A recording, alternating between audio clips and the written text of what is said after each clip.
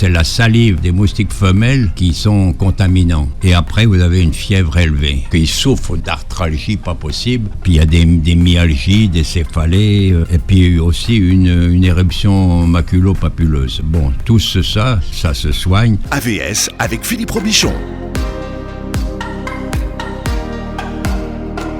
AVS pour à votre santé et à votre santé naturelle. Je reçois ce matin le docteur Jean-Pierre Willem. Bonjour docteur, comment allez-vous ? Bonjour, ça peut aller. Bien, chirurgien et anthropologue, créateur de Médecins aux pieds nus, inventeur du concept de la réanimation en ville et initiateur du concept d'ethnomédecine. Vous avez, docteur Willem, consacré votre vie à la connaissance de la santé naturelle, dont vous êtes aujourd'hui la référence en France. Alors, j'ai promis, docteur Willem, je ne vous parlerai pas d'Alice Sapritch aujourd'hui. Ça, c'est promis, on n'en parle pas. Mais, vous savez ce que j'ai appris ? Ouais. J'ai appris que vous êtes à l'origine d'un succès de Joe Dassin, qui s'appelle Les Champs-Élysées. Ouais. Ouais. En fait, Joe Dassin partageait avec vous l'anthropologie. Ouais. Il avait fait anthropologie, Joe Dassin ? Je suis sorti major d'anthropologie. Oui, bon, vous... Mais Joe Dassin. Oui, là, par hasard, quoi. Bon, j'ai rencontré dans ma rue de Vaugirard, un grand, je connaissais un peu sa tête, et ce qui m'impressionnait parce qu'il était presque aussi grand que moi, un peu plus court. 1m85 et moi 1m90, c'est pas grave. Alors je le chope, je voulais quand même discuter avec, comme je suis un peu à l'aise quand je rencontre les gens. Il dit, où vas-tu de ce pas ? Une histoire comme ça. Eh bien, mon cher, j'ai un rendez-vous. Avec une nana, ça ne te regarde pas. Oh, allons, Joe, quand même, on va se connaître. Bon, alors j'ai dit, t'as le temps de boire un petit café ? Non, mais demain, je repasse. Parce que je vois que t'as du verbe. Bon, et le lendemain, il repasse, j'attendais, quoi, et le voilà. Hein. Et il me dit, donc, j'apprends, on va boire un café, donc...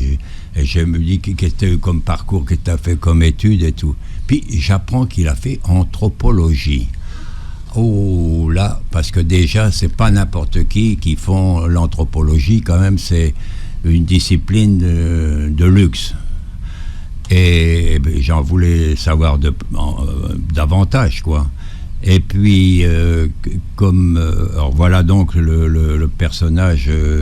campé, puis j'ai appris qu'il est né la même année que moi. Déjà que ça se précise, on est presque des jumeaux, presque. Mais moi, je ne sais pas chanter. Il n'y a que si vous insistez et que si vous voulez qu'il pleuve, je suis là. Et alors, donc, Joe Dassin, on discute, puis vraiment, on s'entend bien. Et puis, à plus, qu'il me dit. Et alors, moi, je vais aux Champs-Élysées, je descends les Champs-Élysées avec une cliente, c'était un beau mannequin. Alors je descends et presque en bas à gauche, il y avait un grand restaurant où on buvait le café. Il y avait une avancée donc de ce restaurant. D'un coup j'entends le mot « Viking, où vas-tu » Mais je le reconnais, il était lui aussi avec une belle nana. Bon, assis-toi. Bon, je m'assois, etc. On discute de choses et d'autres. Puis j'ai dit « Mais tu vois pas que l'avenue des Champs-Élysées, c'est comment on peut appeler ça, c'est symbolique, c'est le cœur de Paris, le cœur de la France, etc. Ça résume tout. T'as pas fait une chanson là-dessus ? Tu vis à Paris depuis longtemps. Tout d'un coup, alors il me dit, mais je sais plus, il a dit, t'as une idée fulmineuse ou fulgurante, enfin peu importe. Et il a appelé Delanoë. Et puis qui dit, j'ai mon pote là qui est Toubib, qui m'a donné vraiment une belle idée de faire une chanson sur les Champs-Élysées. Alors l'autre, il dit, c'est parti. Voilà, ils ont adapté une chanson anglaise. Et c'est Pierre Delanoë, effectivement, qui a écrit les paroles des Champs-Élysées. Voilà. Alors, et depuis, vous avez acheté une maison aux Bahamas ? Non, mais moi, je sais pas... non, mes découvertes, c'est ma joie. Mes découvertes... non, c'est ma joie, ça me suffit. Et après... Nous, notre joie, c'est de vous avoir régulièrement dans cette émission, Dr Willem. Alors, dans une de vos lettres, et je vous conseille de vous abonner à la lettre de Jean-Pierre Willem, vous vous demandiez d'où viendrait le prochain virus, et vous vous intéressiez déjà au chikungunya. Donc, vous avez été au cœur de la première épidémie en 2006. Oui. Ah, ça c'est le point de départ, ça s'est mal passé. Bon, parce que déjà, on a appris le nom de cette bestiole qui est assez particulière, hein. Zébré blanc et noir, c'est l'Aedes albopictus. Bon, mais il y en a d'autres qui piquent, qui font. Alors finalement, ces petites bestioles. C'est le moustique tigre. Oui, c'est ça. Oui. Et alors, donc, c'est la salive des moustiques femelles, donc, qui sont contaminants. Alors, donc, quand vous chopez ça, vous avez une incubation de 4 à 7 jours, c'est-à-dire, il ne se passe rien, sinon, ça se répand à l'intérieur du corps. Et après, vous avez une fièvre élevée. Et puis, on l'appelle donc l'homme courbé. Pourquoi il est courbé? Parce qu'il souffre d'arthralgie pas possible, surtout les membres, les périphéries des membres et dans le rachis. Donc une grosse douleur. Puis il y a des myalgies, des céphalées, et puis aussi une éruption maculo-papuleuse. Bon, tout ça se soigne. Bon, on a ce qu'il faut pour la fièvre, c'est le gelsémium. Pour les douleurs, c'est le Pathorium perfoliatum, que je donne même ici en dehors du chikungunya. Et puis les deux gros, qu'on connaît un petit peu l'homéopathie, dans les antalgiques les plus connus, c'est le Rustox, qui est la particularité, c'est que les gens sont améliorés par le mouvement. Et vous en avez qui sont améliorés en ne bougeant pas, c'est Bryonia. En 7CH, 3 granules, 3 fois par jour, bon voilà. Il y en a qui mettent arnica en plus. Bon, alors voilà comment on traite ça. C'est un virus, hein, le chikungunya. Oui, oui. Et alors, il peut y avoir des hémorragies. Hémorragies surtout au niveau des gencives. Donc, il y a des gingivorragies. Et le médicament le plus connu, c'est Phosphorus. Ça, Phosphorus, c'est un médicament maître. Et surtout, ne pas oublier le chlorure de magnésium. Alors, vous achetez un sachet de chlorure de magnésium, qui est bien connu chez les constipés, je vous dirai pourquoi après. Vous mettez donc le sachet, vous le videz dans une bouteille, et vous buvez 1 à 2 verres. Alors, il y en a qui boivent toute la bouteille, ils passent leur journée sur les toilettes. Mais c'est en prévention ou pour se soigner? Non, c'est pour se soigner. C'est pour se soigner. Magnésium, c'était j'allais dire presque le cœur de la thérapie. On ne sait pas pourquoi, et vous avez comme ça des mystères. C'est ainsi que comment on appelle ça, la biochimie, ça surprend par moments. Alors, déjà, avec ça, donc, puis pensons aussi à la convalescence, parce que vous avez des maladies qui traînent. On le voit actuellement pour le Covid, qu'on appelle le Covid long, ça sort de partout, et plus on avance, plus il y en a.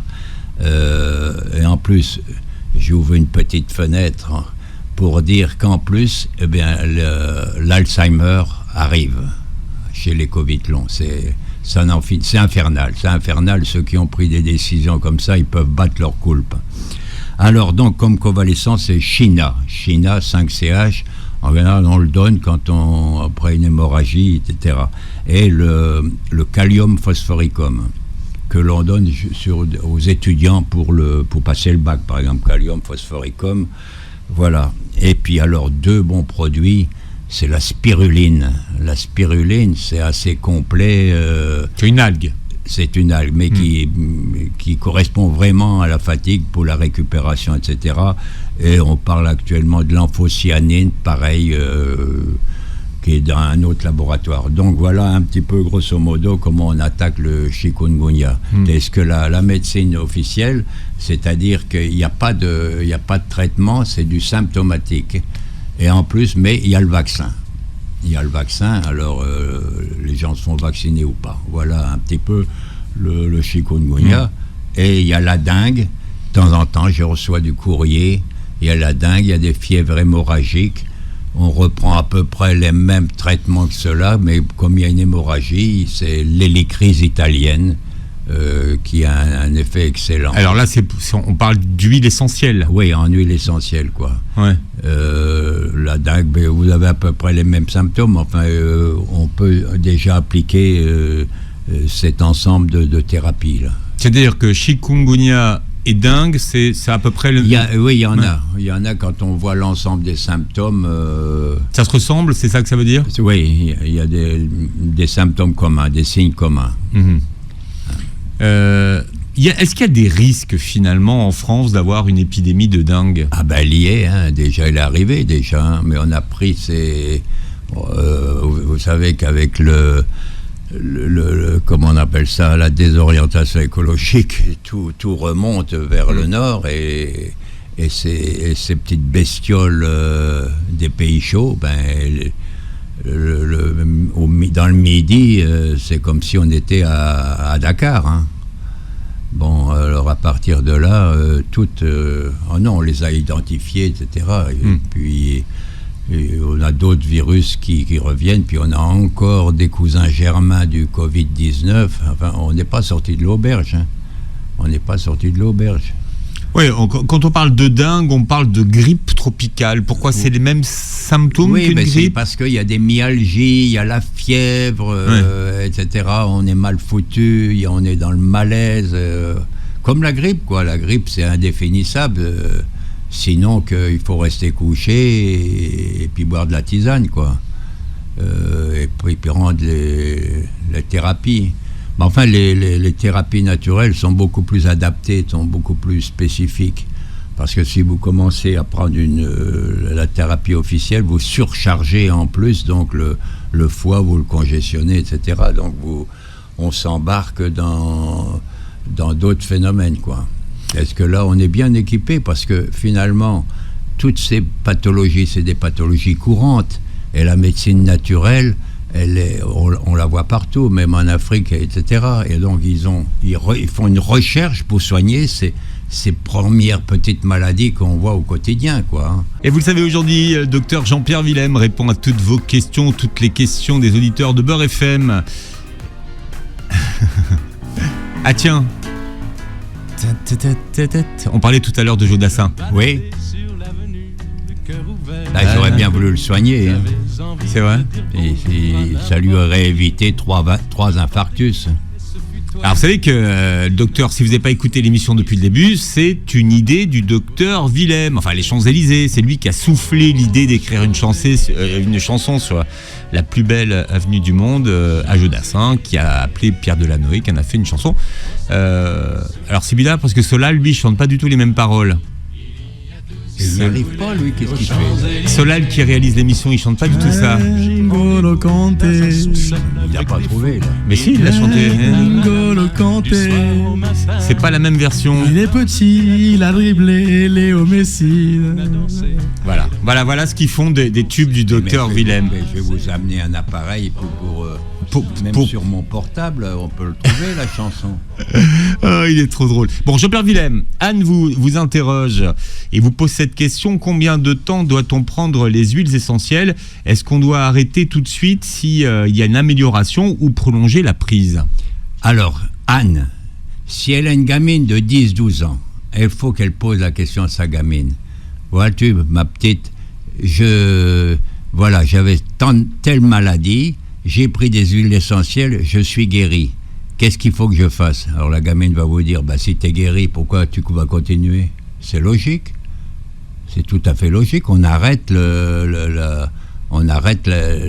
traitement. Mais moi, je comprends la question d'Anne. Parce que, par exemple, quand vous prenez des antibiotiques, même si vous n'avez plus de symptômes, vous devez terminer la quantité. Oui, on termine la boîte, on l'a payée, on ne va pas reprendre une. Là, mais donc, pour les huiles essentielles, oui. Dès qu'on est guéri, on arrête. Oui, on arrête, ça c'est simple. C'est quand elle va faire la soupe le soir, elle boit son bol, elle ne va pas boire la soupière. Il faut se limiter quand même. Alors, Nathalie, docteur Willem, qui est naturopathe à Marseille, vous remercie de l'opportunité de pouvoir vous poser des questions. Elle dit qu'elle vous écoute régulièrement. Alors, elle veut savoir si on peut, parce qu'elle écoute toutes vos émissions et vous dites qu'il ne faut pas manger de sucre avant 13h. Est-ce que ça inclut les fruits aussi? En premier lieu, il faut expliquer pourquoi. Pourquoi on ne prend pas de sucre, de viennoiserie, etc. Il y a une explication, quoi. Hein? Après, on parlera du fruit. Tout simplement parce que si vous mangez le matin des viennoiseries, du sucre, etc., vous supprimez, vous neutralisez le tryptophane. Le tryptophane, c'est un acide aminé qui rejoint le cerveau, un des rares. Bon. Et alors, mais le tryptophane, il est à l'origine de la sérotonine. La sérotonine qui va vous donner la satiété et puis la joie de vivre. La sérotonine va donner la mélanine. Mélatonine. Oui. Non, parce que la mélanine, ça c'est pour... Mais oui, non, parce qu'on a parlé de bronzage tout à l'heure. Oui. La mélatonine, donc, c'est pour roupiller. Et la mélatonine va donner la leptine qui module le poids. Quand je dis moduler, ça veut dire que quand on maigre, on prend du poids. Quand on est trop gros, on chute. Ça s'appelle une action amphotérique. Ampho en grec, ça veut dire double. Alors voilà, donc je réponds donc à cette... voilà donc l'explication, c'est quand même très important. Hein. Donc on ne prend pas de sucre avant 13h. Oui. Mais est-ce que ça comprend les fruits? Les fruits, c'est du fructose. Oui, ça fait du fructose, mais enfin bon, on peut prendre... Moi personnellement, je prends une banane qui va me donner du potassium. Le potassium qui est bon pour mon cœur. Bon, il n'y a pas de fructose dedans.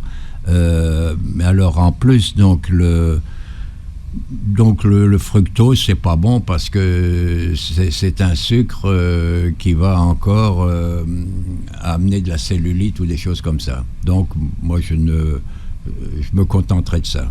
D'accord, donc pas de fruits non plus avant 13h. Pas de fruits, sauf choisir par exemple une pastèque, pas très sucrée, je crois que la pastèque,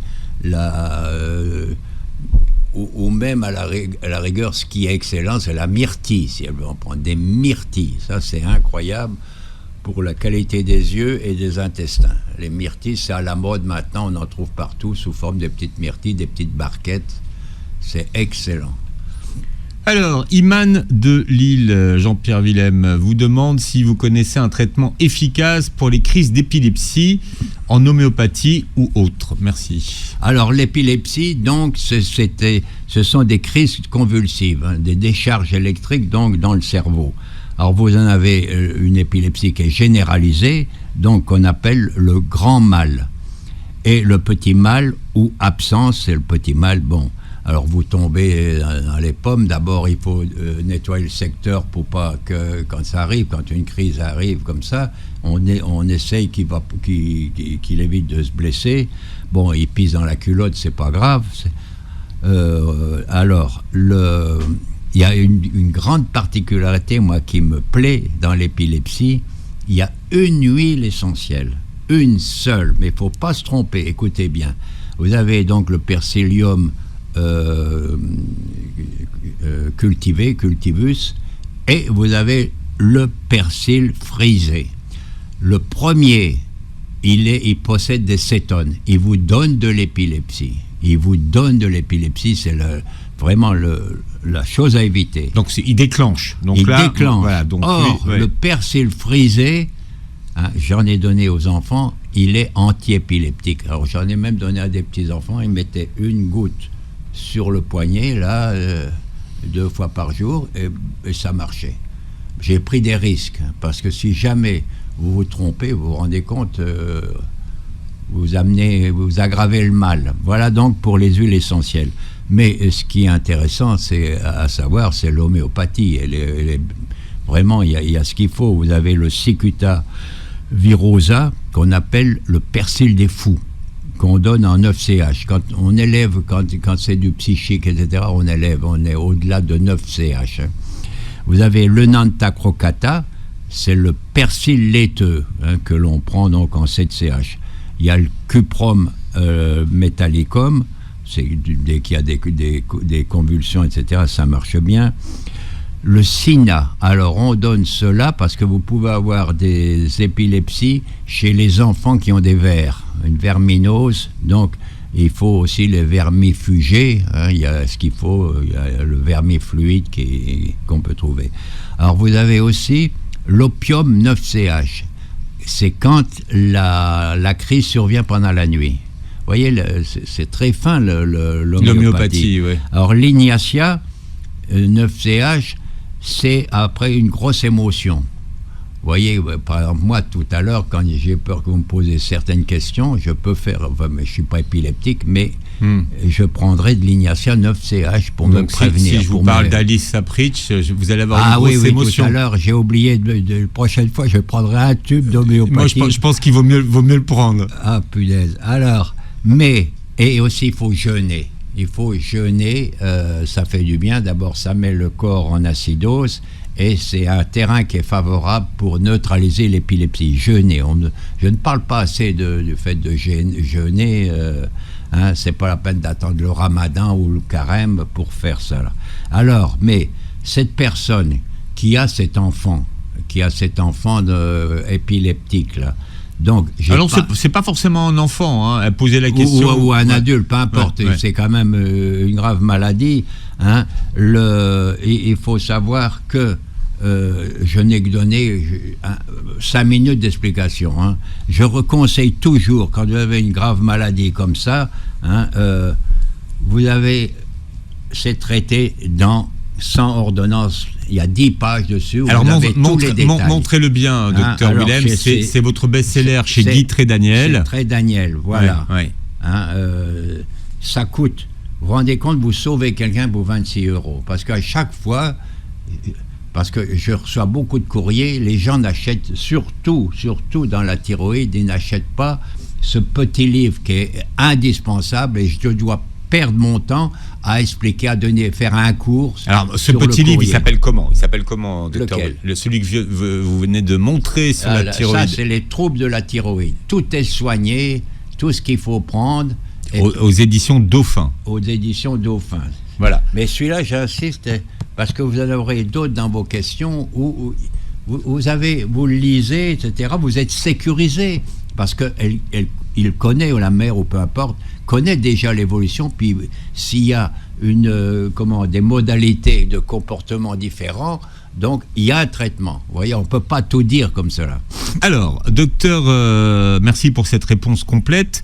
Alain vous demande, docteur Willem, s'il existe un traitement naturel pour une tension oculaire élevée. Ça me plaît, moi, la vision. Ça me plaît, je vais vous dire pourquoi. Ça s'appelle le glaucome. Le glaucome, c'est quand vous avez une hypertension dans l'œil. Et le gros danger, c'est qu'il y ait une lésion du nerf optique. À ce moment-là, les choses se dégradent, donc il faut y aller. Alors moi, à une époque, j'avais réfléchi et je me suis dit, il y a une hypertension dans l'œil. Alors il suffit de lui donner un liquide isotonique pour décharger l'œil. Alors, donc ça supposait de boire un litre d'eau isotonique que l'on retrouve dans la voiture, dans le moteur. Je crois qu'il y a de l'eau isotonique. Bon, alors ils allaient en pharmacie, les pharmaciens, 7 bouteilles, et bon. Mais ils étaient améliorés. C'était quand même une bonne idée, quoi. Mais c'est vraiment aléatoire. Alors vous avez, en revanche, un bon produit que tout le monde commence à connaître, que je vais vous montrer, hein. C'est le Chitosome Vision. Le Chitosome Vision, dedans, il y a des lutéines, xéaxanthines, des anthocyanes, comme les myrtilles, du zinc, etc. C'est un miracle. Alors, je vais vous expliquer, parce que pour la vision, vous connaissez certainement, par exemple, la DMLA, où on pénètre avec une aiguille dans le vitré. Alors, il y a 3 molécules. Il y en a une qui vaut 800 € l'injection, une autre formule c'est 1100, et une troisième, mais qu'on emploie pour le cancer, c'est 40 €. 40 €. Et on tolère encore, il y a 1 200 000 qui ont la DMLA, hein, parce que il faut savoir quand même que le ministère vous savez combien c'est, le ministère de la Santé, c'est 240 milliards. Si j'étais conseiller au ministère de la Santé, d'abord, je ne serais jamais pris. Moi, avec 50 milliards, je ramène tout à 50 milliards. Et il y a plein de trucs comme cela. Alors pour revenir, voilà, donc vous avez le chitosome, alors vous allez me dire où, c'est au laboratoire Anne Biotech, hein, c'est en Alsace. Et alors, on en prend... Vous êtes pas actionnaire, hein, du laboratoire? Non, je ne suis pas actionnaire, on peut vérifier. Donc, 2 gélules matin et soir avant les repas. Et alors, je vous donne le téléphone quand même, 03 88 23 58 31. Alors, il est aussi, donc, le glaucome, il est aussi dans le même livre, celui-là, d'André Daniel, vous l'avez aussi. 100 ordonnances naturelles pour 100 maladies courantes, chez Guy Trédaniel. Le glaucome est traité avec toutes ses variantes. Alors, en homéopathie... Oui, rapidement, docteur. Alors, vous avez le glonoïnum, c'est on donne ça quand il y a une congestion céphalique, des céphalées pulsatiles, ce qui correspond un peu au glaucome. Le Prunus spinosa, c'est des douleurs dans les globes oculaires, sous forme d'éclatement. Hein, vous avez le Spigelia, c'est alors quand il y a une sensation que l'œil est trop gros, va éclater. Et puis le dernier, l'Aurum metallicum, c'est uniquement pour le glaucome. Mais ça n'enraye pas, ça stoppe un peu son avancée, vaut mieux se faire opérer. L'opération dure 20 minutes, c'est bien fait en général, il n'y a pas beaucoup de dégâts. Moi je conseille la cataracte quand vraiment vous avez une opacification du cristallin ou de la capsule. Avec le docteur Jean-Pierre Willem qui est notre invité jusqu'à 13h. Vous voulez réécouter les Champs-Élysées, c'est ça, Doc? Si vous répondez bien aux questions des auditeurs, on réécoutera tout à l'heure. D'accord? Mais d'abord, vous répondez bien aux questions des auditeurs. Bon, okay, alors, Lamia, vous posez une question. Quel traitement naturel pour des enfants et des nourrissons pour traiter les grands maux de notre époque, sucrerie, manque de concentration, nervosité, manque de mémoire et pire, coqueluche, bronchite, problème cardiaque? Dis donc, Lamia, elle a une question. Problème ORL. Bref, ce qui peut protéger nos enfants dans un monde pollué, voire nucléarisé. Vous êtes une super chaîne hyper instructive, c'est magnifique. Et bravo, docteur Willem. Alors, docteur Willem, maintenant que vous avez les encouragements, c'est à vous de répondre. Bon, alors, Myriam. Non, c'est pas Myriam, elle s'appelle Lamia. Lamia. Oui. Bon, Lamia. En général, c'est un jeu que l'on fait là. C'est-à-dire, on soigne quelqu'un qui a une maladie dont il a du mal à s'en sortir. Mais là, on me donne une collection de pathologies. Là, c'est pour soigner. C'est pour prévenir. C'est toute la Mechta ou tout le village là. Hein. Alors, il faut on peut pas comme ça donner allergie saisonnière, enfin je sais plus Mais bon, vous voulez donc voir, Mais j'aurais préféré que Myriam, comment? Non, Lamia, que Lamia me donne sa maladie pour que je la soigne. Parce que c'est pas le tout de m'interroger comme quand on passe le bac ou ma médecine. C'est dans tous les livres. Non, mais je pense qu'elle c'est une femme qui est précise, donc elle me donne ses symptômes, etc. Et vraiment, je suis apte à l'aider, mais pas quand il faut soigner les enfants, Bon, Lamia, elle viendrait voir le docteur Willem dans son bureau. Bon. Je vous dirai où, à Paris, dans le 15e. Non, mais exceptionnellement, vous lui donnez mon adresse. Non, exceptionnellement. Et elle viendra me voir, ou exceptionnellement. Oui, c'est pas une agression de ma part, hein, Bon, on a compris. Alors, okay. Bon, là, vous n'avez pas gagné le droit d'écouter Jodassin, je le dis tout de suite. Alors, Maryse de Montreuil-sur-Mer. Bonjour, docteur Willem, je vous suis depuis longtemps et je vous lis beaucoup. J'ai un souci depuis 2 ans, l'arrivée d'un coup de palpitation qui provoque parfois comme un voile devant les yeux et des éblouissements, d'où une angoisse, car j'ai peur. Donc, elle précise que son examen cardiologique est tout à fait correct, et que ça ne lui arrive pas tous les jours, mais que ça lui arrive parfois 1 mois sans rien. Elle a 75 ans, je ne reste pas assise devant la télévision, je ne suis pas vaccinée, qu'est-ce qu'on peut lui dire? Alors, les palpitations, ou les extrasystoles, ou la tachycardie, c'est dans quelles conditions? Est-ce que vous obtenez ça quand vous avez une hyperthyroïdie, vous avez des troubles cardiovasculaires? Là, je ne sais pas dans quel cas on est. Est-ce que c'est aussi d'un cas de nerveux, alors de nervosité? Là, c'est plus un problème de cœur, enfin le cœur est en bout de chaîne. Là, il faut lui donner des Destrexil ou Griffonia. On a de quoi calmer la personne, surtout le Griffonia, qui permet de recapturer la sérotonine. C'est très intéressant, le Griffonia. Et j'ai mis au point que j'ai créé le Quite Full, qui est magnifique. Il n'y a rien de mieux. C'est pas parce que je l'ai créé, mais maintenant on réalise que Quite Full, dans les dépressions et tout, bon, quand c'est violent comme ça, 2 fois 2 gélules, ou sinon quotidiennement, parce qu'on sait que la journée, il va y avoir des stress, une, surtout suivi de l'hypertension. Alors, cette dame, donc, elle parle aussi d'une...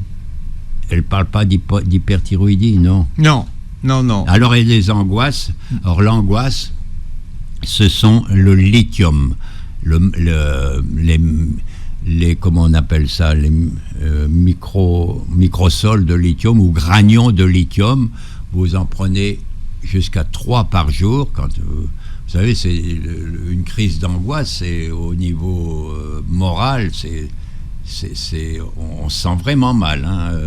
C'est une douleur cinématérielle, on ne sait pas pourquoi ça survient comme cela, et c'est bien avec une petite boîte qui coûte 12 € de supprimer vos angoisses, hein. Une douleur comment, vous avez dit? Une douleur cinématérienne? Cinématéria, sans support. Cinématéria, sans support. D'accord, Sans ok. support. Ouais. Alors, voilà. Alors, sinon, s'il y a des palpitations, il y a un excellent produit, c'est l'aubépine. Alors, l'aubépine, supposons déjà qu'il y a une petite attaque au niveau du cœur. L'aubépine, elle fortifie le cœur. Elle a une action inotrope. Vous ne trouverez pas dans le LIGO, hein. C'est entre médecins. Inotrope, c'est-à-dire qu'elle renforce la tonicité du cœur. Dès lors que le cœur est plus tonique, il n'y a plus d'échappatoire.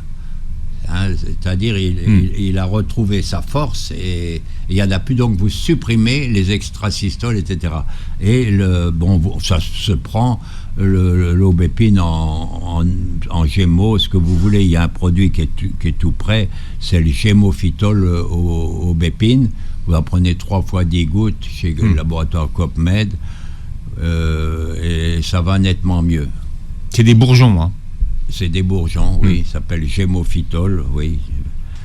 Voilà, puis il y a aussi un gémophytol cœur-artère, 3 fois 10 gouttes en dehors des... Voilà, un petit peu pour cette dame, mais en supposant qu'il n'ait pas une grosse cardiopathie, tout simplement, hein. Donc il faut soutenir l'aubépine, ça marche bien. Docteur Willem, alors Nathalie à Paris vous demande comment faire pour ne plus avoir de diarrhée biliaire après le retrait de la vésicule. Alors, elle précise, j'ai essayé les résines chélatrices, mais ça la ballonne. Alors là, vous voyez, ça c'est des... il faut résoudre ce problème-là parce que d'un côté, elle n'a plus de vésicule biliaire. Ouais. Or, elle a des diarrhées bilieuses. Où elle est la bile? D'où elle vient? Là, il y a une contre-indication. Là, je comprends pas très bien. Moi, je soigne bien, par exemple, quand il y a des problèmes d'écoulement de bile. Hein, il y a cholérétique et cholagogue. Mais là, il n'y a plus de bile. Mais elle me parle elle a été vérifiée comment que ces diarrhées étaient biliaires. Donc pour vous vous interrogez. Oui. Mais ce qu'il y a, c'est qu'elle veut, je vais quand même la soigner, puis ça fait bien les résines chélatrices, vous vous rendez compte? Tout ça pour une diarrhée, des résines chélatrices. Vraiment, je sais pas quelle est. Vous êtes mauvais. Non, mais je sais pas. Vous êtes mauvais, docteur. Non, ça m'arrive. Bon. Alors moi, je restaure un petit peu le système digestif. Hein. Je prends par exemple Perméarégule, ou en sachet ou en gélule, il y a au moins 15 ingrédients dedans qui restaurent le microbiote, etc., tout le système digestif. Ne pas oublier les probiotiques. Il y a des probiotiques maintenant qu'il faut qu'ils dépassent 10 milliards, sinon elles ne sont pas efficaces. les probiotiques, ou même on a des probiotiques qui attaquent les hélicobactères, etc. On connaît les variétés et on s'adapte, même dans le diabète, etc. On a beaucoup évolué donc au niveau des probiotiques. Puis j'ai un bon produit aussi, c'est Digère Vite, c'est-à-dire ça remet de l'ordre dans le système digestif. Et puis vous avez aussi le Gémophytol de foie digestion. On peut pas mieux là avec sa grand-mère. Vous allez passer, vous allez vous restaurer et voilà tout simplement. Mais c'est pas parfait évidemment parce que j'ai pas d'analyse. Mais non, mais surtout que vous interrogez sur la nature de ces diamants. Voilà. Alors Hélène vous écrit docteur Willem. Bonjour docteur Willem, une question pour l'hyperthyroïdie. Comment aider la thyroïde à fonctionner normalement par elle-même après récidive sans passer par une opération? Merci pour votre réponse. Alors, donc elle a une hyperthyroïdie. Bon, c'est quoi l'hyperthyroïdie? C'est-à-dire, c'est un emballement de la thyroïde. C'est-à-dire que la TSH, elle est inférieure à 1. Oui. Normalement, une thyroïde normale, c'est entre 1 et 4, grosso modo. Et quand vous dépassez 4, c'est hypothyroïdie. Et là, hyperthyroïdie, c'est-à-dire que tout est emballé. Donc, il faut freiner. Bon, ben, on freine. Alors, on freine, par exemple, déjà en donnant, en homéopathie, on va donner iodome. On élève quand on freine. Donc, 9CH et de la thyroïde, la thyroïdinome en 9CH. Donc on va la freiner. On la freine aussi avec les huiles essentielles. Donc on fait ou en gélule ou bien en massage. Il y a le myrrhe, le cumin des prés dans l'hyperthyroïdie, la marjolaine des jardins. Donc cumin des prés, myrrhe, marjolaine des jardins. Déjà, vous êtes donc sur la bonne voie. Et puis je donnerai aussi un produit, c'est-à-dire l'algue aphasinoménon, qui est vendue sous le nom d'Afalgue. Elle a 120 ingrédients à l'intérieur, c'est-à-dire qu'elle restaure tous les métabolismes. Donc, quand on est jeune médecin, puis qu'on n'a pas le diagnostic, etc., là, vous placez Afalgue, il ne sera pas mécontent parce que c'est presque une panacée, vous voyez. Alors, mais il faut y aller crescendo, toujours comme certains médicaments. On en prend 2 gélules pendant 2 jours, 2 fois 2, 2 jours, puis après 3 fois 2. Et vous avez des chefs d'entreprise qui en prennent 10. La Falgue, c'est vraiment un bon produit qui répare et puis qui a un effet souche, c'est-à-dire quand il y a une carence fonctionnelle, ça le répare. Alors, Nicolas, en Bretagne, docteur Willem à Rennes, que conseillez-vous pour les pertes de mémoire en huile essentielle? Il n'est pas au courant, lui. Il y a une huile essentielle qui fait le tour du monde. Oui. Et il est pas au courant. Oui, mais tout le monde n'est pas censé être au courant, docteur Willem. Ça circule. Bon, alors. C'est le romarin. Alors, romarin à cinéole, dont j'ai eu le mérite de le connaître. C'est-à-dire que je prescrivais romarin, c'est connu, l'huile essentielle de romarin. Et puis il faut savoir qu'il y a plusieurs souches, plusieurs variétés. Il peut y en avoir une centaine de romarin, il y a verbenone, etc. Bon, et moi je prescrivais, c'était à cinéole, pour des gens qui avaient des problèmes du carrefour ORL, d'expectoration, d'écoulement, etc. Bon, mais il y a une dizaine qui m'écrivaient, d'autres, et on n'en finissait pas. On a retrouvé la mémoire. Mais je dis, mais c'est formidable, ça, quand il y en a 2, vous allez comprendre. Et là, je me suis dit, un jour, je ferai un livre, et puis on en reparlera. Voilà. Et vous avez écrit ce livre sur la maladie d'Alzheimer, puisque cette huile essentielle formidable, qui est l'huile de romarin à cinéole, permet de retrouver la mémoire. Alors ça, c'est pour Nicolas de Rennes. On a fait même pas le tiers, le 10e des questions, docteur Willem. Donc vous allez revenir. Bah oui, je reviens, mais je peux même dormir dans le studio. Hein. Qu'est-ce que vous en pensez? Oui. Ouais, demain matin, on attaque. On attaque demain matin. Bon, mon café à 6h et à 7h, je suis bon. Bon, docteur. Avec les croissants. Non. Les petits pains. Non, pas de croissant, pas de petit pain, un chocolat avant 13h. Bon, Parce que ça savait que c'est mauvais pour le tryptophane. exact. Là, Genre- c'est bien.